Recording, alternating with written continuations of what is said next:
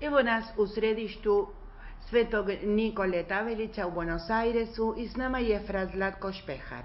On je na službi u Hrvatskoj katoličkoj župi u Salzburgu, a bio je nekadašnji gvardijan Franjevačkog samostana u Vukovaru. U svom trećem posjetu u Argentini danas će malo s nama razgovarati. Hvaljen Isus i Marija, fra Zlatko. Uvijek i srdačan pozdrav svim slušateljima hrvatskog programa. Imamo za vas 4 pitanja. Prvo bi htjeli znati kako i kada ste osjetili poziv da se pridružite Franjevaštvu.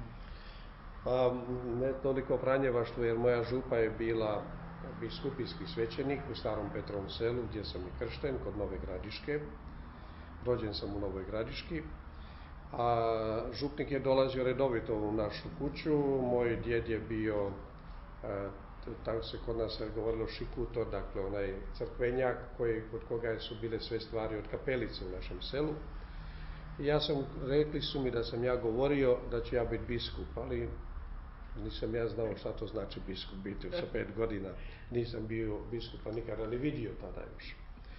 Nego sa 15 godina me pozvao župnik novoosnovane župe tada u Zapolju, 1966. 68. me pozvao on, negdje bio sam u 8. razredu osnovne škole, i počeo razgovarati sa mnom i postavio mi onda nakon 1-2 sata pitanje da li bi ti htio biti fratar. Ja sam rekao bi. Nisam razmišljao.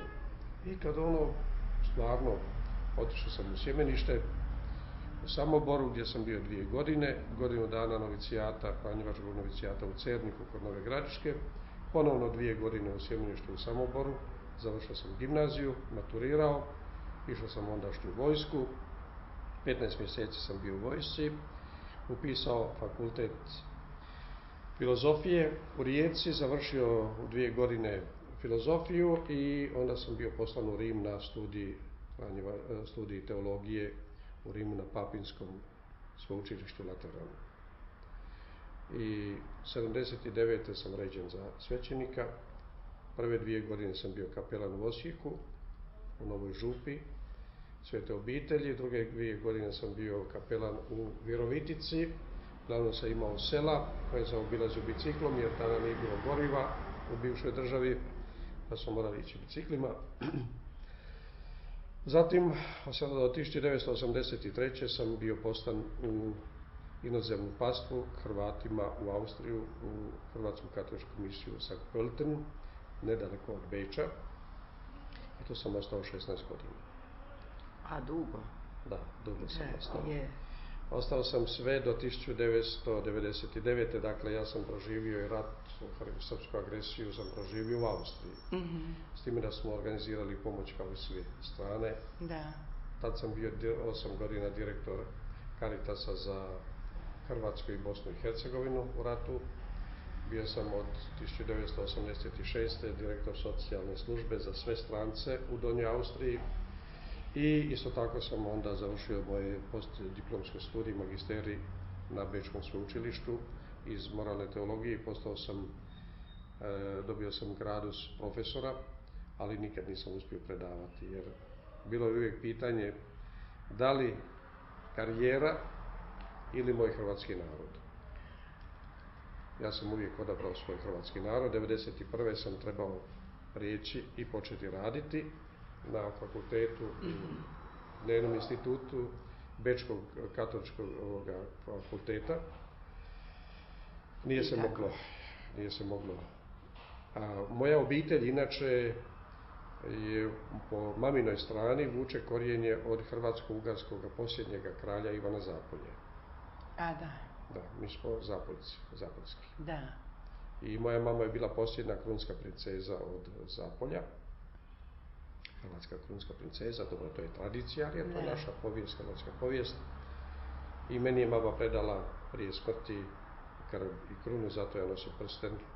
To je prsten pečatnjak i koji će biti uskoro predan mome nećaku, jer je već proglašen u Ninu, u Hrvatskoj krunidbenoj crkvi u gradu Ninu, hrvatskom Ninu, proglašen je nasljednikom. Dakle, tradicija se nastavlja dalje. To je jako dobro. Da. I sada vi ste u Salzburgu, jel da? Da, 9 godina sam bio u Vukovaru Gvardijan, Gvardijan Vukovarski. U kojoj godini? Od 1999. do 2008. To je vrijeme povratka, Da. kada su se prvi Vukovarci počeli vraćati. Ja sam zatekao tek nekoliko stotina Vukovaraca u gradu Vukovaru koji su se vratili, jer povratak je počeo od 1997. 1998. zapravo i onda polako je teklo jer nisu se imali gdje vratiti jer je grad bio porušen. Ja sam još uvijek imao negdje preko 75% grada porušenog kad sam došao. Stanovao sam u jednome stanu, bili smo dvojica, u jednoj kući koja nije imala krova. 5 godina sam bio u kući bez krova, dok se samostalno obnavljao, radio, pastoralni centar, dok se ljudi vraćali, škole obnavljale, život se polako vraćao u grad Vukovar sa našim Hrvatima. Dok je one druge strane ostalo 10.000 u gradu i poznavali su se, očima su ljubili zemlju kada su prolazili, nisu imali snage pogledati nam u oči. Mi smo ponosno hrvatskim Vukovarom prolazili, malo nas je bilo, ali se nismo dali. Od samoga početka smo znali ovo je hrvatski grad i ovo je grad heroj i u ovome gradu heroju hodaju Hrvati herojski. Koje je vaše mišljenje o uvođenju dvojezičnosti u Vukovaru? Dakle, to je jedna nova agresija, ali ne više agresija srpska iz Srbije, nego to je agresija Srba koji žive u Hrvatskoj, to je agresija hrvatske vlade prema hrvatskom narodu, ne samo u Vukovaru. Jer počevši oni baš hoće postaviti ploče u Vukovaru, gdje smo mi najosjetljiviji. I ja se nadam i vjerujem da se to neće se dogoditi. Postavili oni ploču, hrvatska vlada, ova vlada mora pasti. To nema šanse. U gradu u kojoj je toliko zla nanešeno, upravo kojoj se ćirilica je prekrivala i rušila grad. Oduzimala sve što je hrvatsko. Mrzila, taj jezik, ta slova mrze Hrvatsku. Jer kroz ta slova izražava se čista mržnja prema hrvatskome narodu. Sve što je hrvatsko i katoličko. To otvoreno i s punom moralnom odgovornošću govorim. Ja sam proživio 9 godina i znam što to znači. Da, vjerujem. I znam što to znači što su učinili naši branitelji. Znam što je činila, nažalost, hrvatska vlast i vlada prema braniteljima, da smo mi, Caritas, Katolička crkva, Franjevci u gradu Vukovaru, morali hraniti gladne Vukovarce koji su utemeljili i bili temelj slobodnoj Hrvatskoj državi. Na 15. obljetnicu tragedije grada Vukovara, mi imamo, to je naslov je uvijek kad se kaže to je žrtva Vukovara iz 1991. Ja sam rekao u zahvali na misi na groblju branitelja jednu rečenicu koju nisam bio ni svjestan da sam je napisao. I žrtva je Božji dar, a koju se s ljubavlju prihvati. Vukovar je to učinio s ljubavlju za Hrvatsku. Vukovar još uvijek trpi za Hrvatsku. Ljubav ne zna stati na pola puta. Ljubav nikada ne staje na pola puta. Ljubav ide do kraja. Ja vjerujem da će ta ljubav u Vukovaru pokazati da ćemo pobijediti opet tu agresiju koja se namjerno nameće hrvatskom narodu. I to se nameće od koga? Od Srba koji su ušli u hrvatsku vladu kroz SDP, kroz komunističku stranu, koje se vide jednoumlje. Uzmite samo što su radili sada sa uvođenjem toga seksualnog odgaja u školu, na ništa se oni ne obaziru. Dakle, to je jedna diktatura proletarijata, ja bi tako rekao, to je protunarodna, protuhrvatska vlada, na čelu sa Milanovićem. Da. Ni Josipović nije daleko. To je sve, radi se da bi se hrvatski narod potpuno omalovažio. Ja bih to čak usporedio ono što su većina ovdje koje su morala pobjeći da sačuvaju svoju živu glavu, 45. 6. 7. i 8. godine koji su dolazili u Argentinu ovdje, kakav je odnos bivše države bio prema Hrvatima u Argentini. Kompletno su vas izbrisali. Apsolutno. Spomena nije bilo vama. Apsolutno. Nigdje se niste mogli čuti da što god je dolazilo iz Argentine, a to je teško ustaštvo, to su neprijatelji naroda, to su neprijatelji, to se govorilo da se utjera strah u ljude koji su ostali tamo Hrvati. Da. I ovo je sada ista metoda. Čista udbaška metoda kojom se oni služe u Hrvatskoj. Zašto? U Hrvatskoj je, nažalost, poslije Drugog svjetskog rata nisu ostali državotvorni Hrvati. Ti Hrvati su nestali, morali su pobjeći da sačuvaju živu glavu. Da. Ono što je ostalo i koji jesu bili, nisu smjeli reći A protiv tadašnje komunističke vlasti. I uzmete vi 50 i koliko godina da se nije stvarala državotvornost, da se nije stvarala diplomacija hrvatska, da se nije stvarala hrvatska vojska, da se nije stvarala hrvatska misao i kada se počelo hrvatski razmišljati o jeziku hrvatskome, onda je nastao Novosadski sporazum. Dakle, da se sve moguće, da smo mi morali, ja sam na početku 1960. godine sam u prvi razred išao, mi smo imali hrvatski jezik, da bi morao nakon nekoliko godina, više se ne sjećam koje to godine, hrvatsko-srpski pisati, da bi onda konačno hrvatski ili srpski, dakle stalno su se nametale se, istok se nametao na sve moguće načine.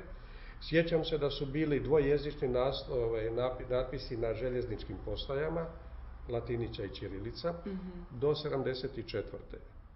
Kada je ondašnji maršal Tito jednostavno preuredio Ustav i on je tada izjavio: samo slaba Srbija je garancija opstanka Jugoslavije. I tada su donešen je Ustav po kojem je svaka republika mogla istupiti iz zajedništva te države. 74. godine. I tad se brišu i naslov sve. U Hrvatskoj više nema niti jednoga naslova na ćirilici. Sve se briše. I sada da nakon slobodno do Hrvatskoj da nama netko nameće, i to ona manjina koja je zločinačka manjina, nažalost, ja to odgovorno zločinačka manjina koja se nalazi u Hrvatskoj. Na koji način? Ali to našu vladu ne zanima. Oni iz Vukovara srpsku djecu odvoze u kampove u Srbiju gdje je srpski veterani, dakle četnici, uče njih ratu. Kome? Protiv Hrvata. To se danas događa. To hrvatska vlada ne vidi. To se njih ne tiče. I zato čestitam, i ako bilo gdje čuju ovu moju poruku u Vukovaru, čestitam svima onima iz stožeru koji je organizirao sve da se neće nijedna tabla moći postaviti. Ja da sam u Vukovaru, prvi bi došao dolje, ja bi je sam iščupao. Ovdje nema mjesta. Tamo je Dunav, granica. Da. Ja ću nastojati da ovo čuju u Vukovaru. Imam prijatelje na Facebooku, na internetu koji rade za hrvatski Vukovar, tako da oni će to slušati. I još tu jedno pitanje, neće biti 4, nego će biti 5. Ja se pitam, zašto hrvatski narod tako glasuje? Zašto glasuje Nije, pazite, hrvatski narod, to je izašlo na koliko je, 30 i koliko posto izašlo Hrvata na glasovanje. Dakle, oni nisu, nijedna, ne znam da li je bila trećina, ne mogu se sad reći da li ću sad, možda ću. Da. Zašto? Prva stvar, bivši predsjednik države Mesić je onemogućio nama Hrvatima, koji smo izvan Republike Hrvatske, da dajemo svoj glas i doprinos za boljitak hrvatskog naroda i Hrvatske države. Rekao je izjavom gdje Hrvati plaćaju porez, neka tamo daju i glasove. Dakle, jedan predsjednik Republike Hrvatske protiv svoga naroda. Ovdje gdje god dođem u crkve, gdje god dođem, bio sam sada i u Paragvaju, svi vidite zastave su. Oni se ponose. Da. U Hrvatskoj nemate nigdje zastave. Skrivaju se. Kao kada se kao da se opet stavlja jedan položaj da mi ne smijemo reći, da se stidimo da smo Hrvati. U školi djeca nemaju pojma o ratu, o srpskoj agresiji. Da. Ja namjerno neću reći Domovinski rat, jer to nije bio Domovinski rat, nego to je bila srpska agresija, to je bila obrana hrvatskog naroda od srpske agresije koja je htjela uništiti cijeli jedan dio Hrvatske, oduzeti od Virovitice do Karlobaga, da bi oni stvorili svoju veliku Srbiju. Od toga oni ne odustaju. Dobro, političari govore, ja kada slušam ili vijesti ili čitam novine, govore kada Hrvati su išli u rat.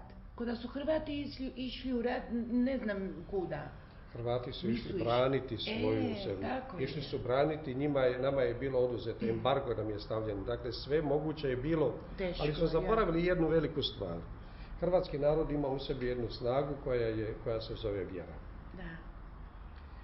Sa svim mojim Vukovarcima, razgovarajući kroz punih 9 godina o njihovim žrtvama, o njihovim križevima, o njihovoj buci koju su proživljavali, oni su rekli da nije bilo vjere, ne bi nas bilo. Molitva, krunica oko vrata, nije bila Amajlija, da se nekakva magična nešto da se... Da. Ne, nego to je bila znak. Ja se molim, ja vjerujem. Kraljica Hrvata, rajska djevo, pjevamo. Gospi, da nas sačuva. I to nas je spasilo. Krunice, molitva. I kada smo bili otpisani od cijeloga svijeta, čekalo se, znamo što je i Lord Carrington, kad je Miloševiću dao, kaže, brzo i bez puno krvi. To je bilo, to je Engleska. Onda su nam stavili embargo, ne možete do oružja doći. Da. Mi smo tu zahvalni Argentincima, vašima, Hrvatima u Argentini. Da. Dobro. Vidjet ćemo kako to ide dalje. Ali idemo mi dalje sa našim razgovorom. Koji je cilj vaše posjete u Argentinu i u Južnu Ameriku? Znam da ste bili ne samo u Argentini. Da. 2006. igrom slučaja sam ja došao do Buenos Airesa. Ja sam bio na Kongresu za pravdu i mir kao predsjednik Komisije za pravdu i mir za Sjevernu Hrvatsku po pitanju Franjevačkog reda. U Berlandiji sat vremena leta od Sao Paula do Uberlandije. Danas sam otišao posjetiti moga školskog kolegu i Franjevca, hrvatskog Franjevaca, monsignora Gerarda Žerdina, Antona Žerdina, koji je biskup u Saramonu, u Peru. I danas dobio sam iz Lime let prema Europi preko Buenos Airesa. To je bilo jako Imao sam 7 sati slobodnog vremena, pa sam ja tražio preko interneta, nisam poznavao nikoga. I predstavio sam se, našao sam adresu i to je bila adresa Hrvatskog katoličkog središta. I napisao sam tko sam i do par dana nakon toga dobijem odgovor, a Josip Jozo mi je odgovorio, mi znamo tko si ti. Ne trebaš ostati 7 sati, ne ostani koliko god hoćeš, mi te čekamo, sve spremno. I tu sam onda ostao 2 tjedna i prvi puta sam upoznao Hrvate u Argentini. I malo Argentine. O tome sam pisao u mojoj prvoj knjizi U sjeni Južnog križa koja je izišla 2007.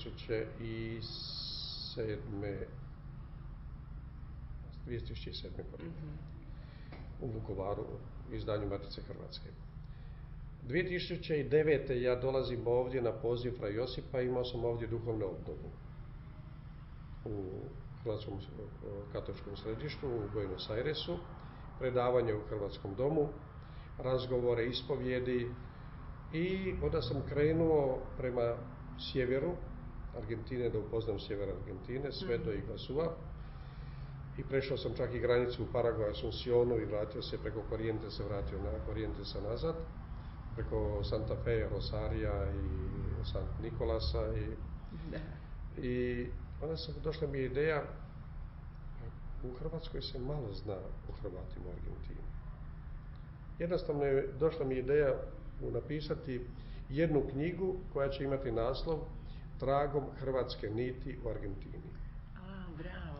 I upravo sada dolazim, išao sam na jug Argentine da bi se susreo s Hrvatima, počevši od od ovdje Buenos Airesa, zatim od Vjedme, Comodoro, za Porto Madryn, Comodoro, Ushuaia, Calafate i bio sam u Bariloche i evo, tu sam se vratio ponovno u Buenos Aires.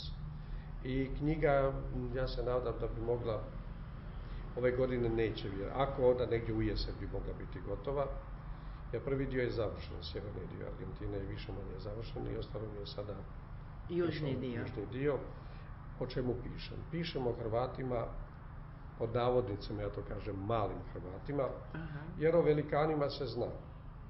Da. Ali o čovjeku koji je došao sa svojom mukom, bježeći, spašavajući se, rađajući se ovdje, mučno je radio, gradio, proživljavao, živio, ostavljen, ali nikada u srcu Hrvatsku svoju nije zaboravio. I to je ono blago koje sam ja pronašao ovdje. Ovdje se ljubi Hrvatska, a u Hrvatskoj se živi Hrvatska.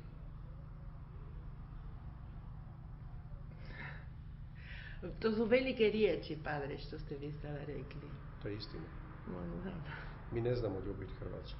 Mi živimo u Hrvatskoj.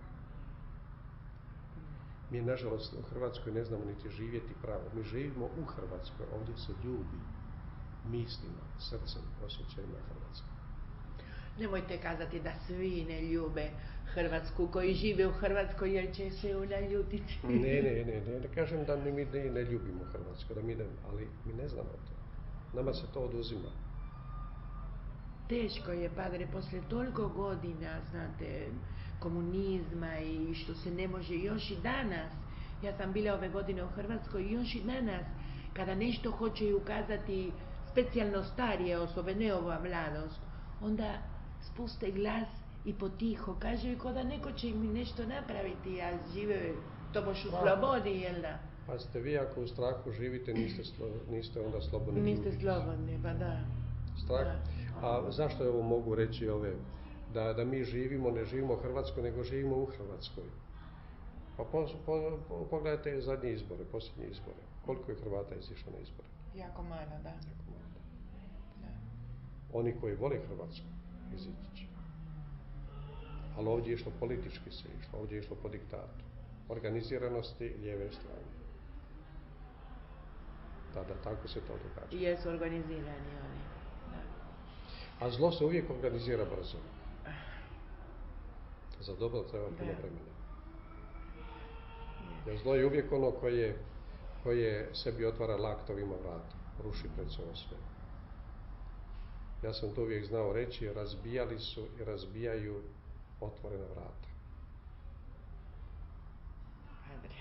Mi ćemo duboko misliti ovaj naš razgovor i naši slušatelji isto. Puno vam hvala za sve ove riječi. Ipak imajmo još pitanje, ako možemo ići. Ovo je već na kraju našeg razgovora.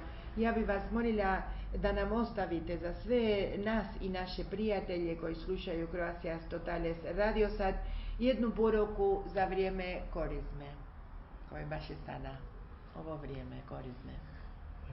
Korizma je vrijeme, najsvečanije vrijeme u crkvi za čovjeka. Usuđujem se to reći. Zašto? Korizma je vrijeme radosti. Jer ne žalosti. Mi obično mislimo moramo pokunjiti glavu i sad moramo postiti, sad se moramo popraviti sad. A zapravo to je ono što bi trebalo biti radost, da imamo mogućnosti vrijeme osjetiti milosrđe Božje u meni, u mojoj duši, u mojoj pameti, u mojim mislima, u mojim riječima, u mojim razgovorima, da se ja promijenim, da ja budem sretan. Korizma je vrijeme sreće, postati sretan. Tek nakon toga se može osjetiti radost uskrsnoga svjetla. Biti prosvjetljen u Kristu uskrslome. A kako do toga? Ljubiti Boga i bližnjega. Dolazimo do križa. I upravo u ljubavi je križ. Jer ljubav je najvrednije mučeništvo. To je trajno mučeništvo koje vodi k sreći. Koje ništa ne oduzima, nego sve daje. To je možda izgleda suprotno od svega, ali ljubav i križ. Križ ništa ne oduzima, nego sve daje. Isus je dao sebe nama na križu. Dakle, Bog je dao sve nama. Dao svoga sina. Dao je svojeg sebe. I to je ono što bi trebalo kroz ovu korizmu razmišljati i pronalaziti i tražiti u sebi mjesta gdje se taj križ usadio u mome srcu, u mojoj duši. I gdje sam ja postao teški križ nekome drugome. Ali najgore, ako se mi, kad dođemo do spoznaje, da smo mi postali teški križ samima sebi. Tu samo milosrđe Božje može otvoriti naša vrata koje smo zatvorili, zabili čavlima, toliko sebe zatvorili u svoj strah, u svoje nekakvo vrijeme koje zapravo nije vrijeme.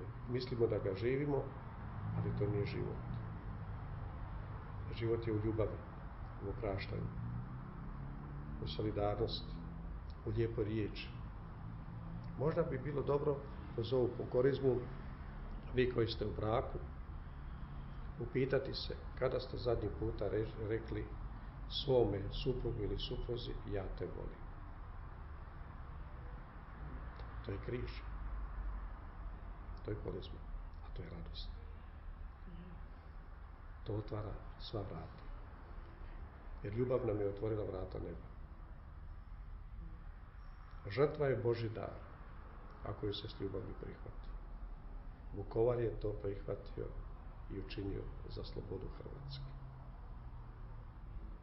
Jesmo mi prihvatili to za vlastitu slobodu djece Božje? Ajme meni, dobro. Puno vam hvala. Ja bi vas molila da ne zaboravite, nikada vidim da nećete zaboraviti jer ćete napisati knjigu o nama, da ne zaboravite da tu u Argentini ima Hrvata koji ljube Hrvatsku. Kada sam na svetoj misiji ovdje po dolasku u kapelici ovdje svetoga Nikole Tavelića kazao, zapravo zašto sam došao u Argentinu? Došao sam osjetiti moje vlastito srce koje ste mi ukrali. Imao sam potrebu osjetiti svoje srce koje ste vi uzeli. Dakle, ja ostavio sam ovdje, Argentina je duboko u mome srcu. Hrvati Argentine. Sada će biti to i u riječi i u slici u knjizi. Ali neće biti uvezani i svezani, nego ta knjiga nije zatvorena, ona će se otvarati, čitati, listati. To znači živjeti. To će biti najbolje. Da, puno vam hvala, Padre. Isto bih vas molila da srdačno pozdravite cijelu zajednicu Hrvata u Salzburgu i gdje god bili, gdje god bude Hrvata. Ako ih vidite, da ih pozdravite u našem. Prije samoga polaska ja sam rekao kuda idem i skoro jednoglasno više od 1000 ljudi koji su bili u crkvi. Naša zajednica je živa zajednica, velika zajednica. Da. Nedjeljom imamo prvu misu u 7:30. Između 150 i 400 ljudi je na misi. Velika misa je u 12 sati jer smo zajedno sa austrijskom župom, dijelimo crkvu. Nikada nije misa ispod 800 ljudi. Imamo 250-300 djece i mladih na misi. To je obiteljska atmosfera. Imamo puno male djece koje trče po crkvu, nikome ne smetaju, to je znak života. Imamo hrvatsku školu, 100 djece. Imamo vjeronauk za sve razrede, imamo 287 djece samo u Salzburgu i još 100 djece po filijalama. Ove godine imamo 100 krizmanika i imamo 35 prvopričasnika. Evo, to su ovako grupa mladih. Da. Folklor isto oko 100 djece koje sudjeluju mladih u folkloru. Pokušao biti živi i oni su mi rekli pozdravite nam našu hrvatsku braću u velikoj zemlji Argentini. Evo ja to i činim, srdačan pozdrav i blagoslov neka vas sve prati i čuva. Dobro, puno vam hvala i čujemo se brzo onda, ako Bog da. Da, već su me pitali knjiga kada bude gotova, da li će biti promocija ovdje. Ja se nadam i vjerujem da će biti ovdje. Ma bit će, kako da ne. Da ćemo je ovdje promovirati. Da, dobro. Dobro, Padre, puno vam hvala na ovom razgovoru i doviđenja. Hvaljeni si Marija i svako dobro. Hvala.